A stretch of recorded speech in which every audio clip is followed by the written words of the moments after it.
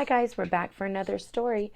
Today's story is Too Many Tamales by Gary Soto, and it's illustrated by Ed Martinez.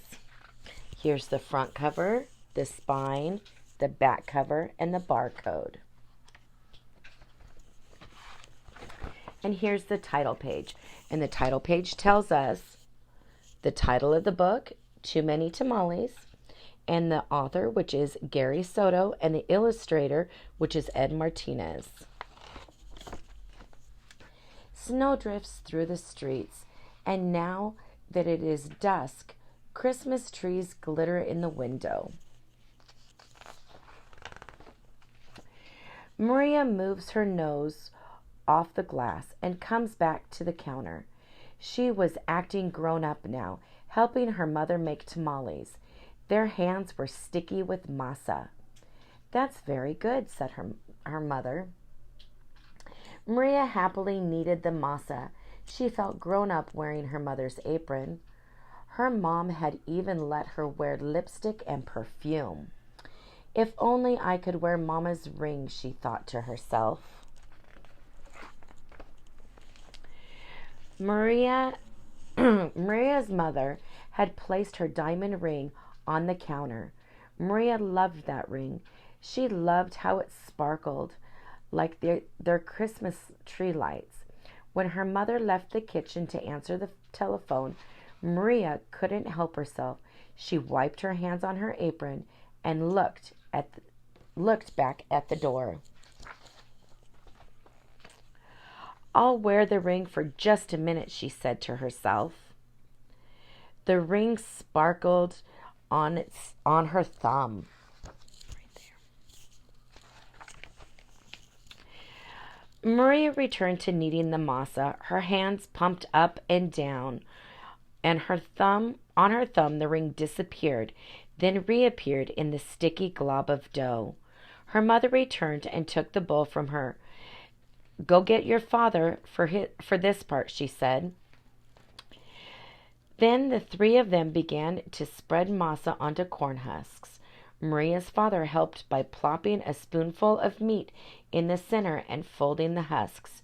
He placed them in a large pot on the stove. They made 24 tamales as the windows grew white with delicious smelling curls of steam.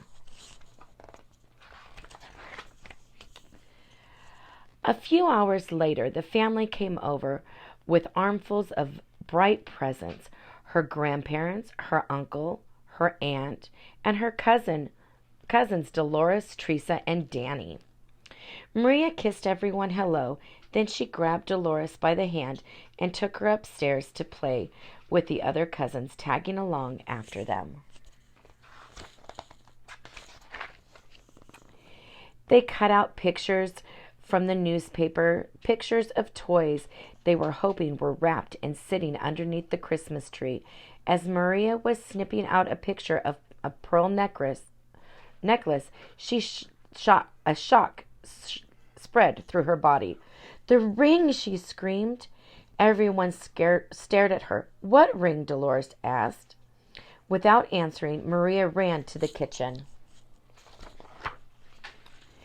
The steaming tamales lay piled on a platter. "The ring is inside one of the tamales," she thought to herself. It must have come off when I was kneading the masa." Dolores, Teresa, and Danny skidded into the kitchen behind her. "Help me," Maria cried. They looked at each other. Danny piped up first. "What do you want us to do?" "Eat them," she said. "If you bite something hard, tell me." The four of them started eating.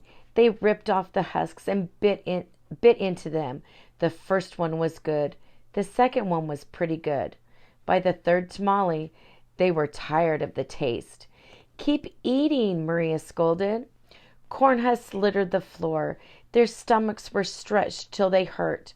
But the cousins kept eating until only one tamale remained on the plate. "This must be it," she said. "The ring must be in that one. We'll each take a bite. You first, Danny." Danny was the youngest, so he didn't argue. He took a bite. Nothing. Dolores took a bite. Nothing. Teresa took a big bite. Still nothing. It was Maria's turn. She took a deep breath and slowly, gently bit into the last mouthful of tamale. Nothing. Didn't any of you bite something hard? Maria asked. Danny frowned. I think I swallowed something hard, he said. Swallowed it, Maria cried. Her eyes were big with worry. She looked inside his mouth. Teresa said, I didn't bite into anything hard, but I think I'm sick. She held her stomach with both hands. Maria didn't dare look into Teresa's mouth. She wanted to throw herself on the floor and cry. The ring was now in her cousin's throat, or worse, in his belly. How in the world could she tell her mother?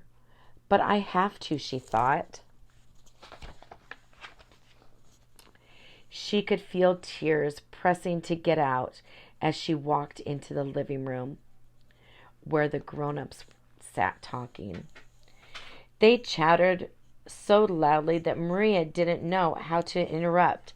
Finally, she tugged on her mother's sleeve.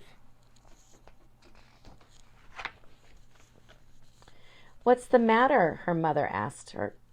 She took Maria's hand. I did something wrong, Maria sobbed. What? Her mother asked. Maria thought about the beautiful ring that was now sitting inside Danny's tummy and got ready to confess. Then she gasped. The ring was on her mother's finger, bright as ever. The ring, Maria nearly screamed.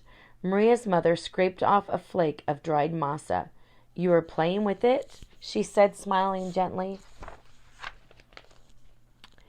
I wanted to wear it, Maria said, looking down at the rug.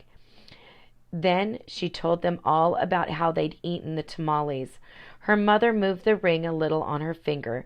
It twinkled a silvery light. Maria looked up, and Aunt Rosa winked at her too. Well, it looks like we all have to cook up another batch of tamales, Rosa said cheerfully. Maria held her full stomach as everyone filed into the kitchen, joking and laughing. At first, she still felt like crying as she kneaded a great bowl of masa next to Aunt Rosa. As she pumped her hands up and down, a leftover tear fell from her eyelashes into the bowl, and for just a second rested on her finger, sparkling like a jewel. Then Rosa nudged her with her elbow and said, Hey, Nina, it's not so bad. Everyone knows that the second batch of tamales always tastes better than the first, right? When Dolores, Teresa, and Danny heard that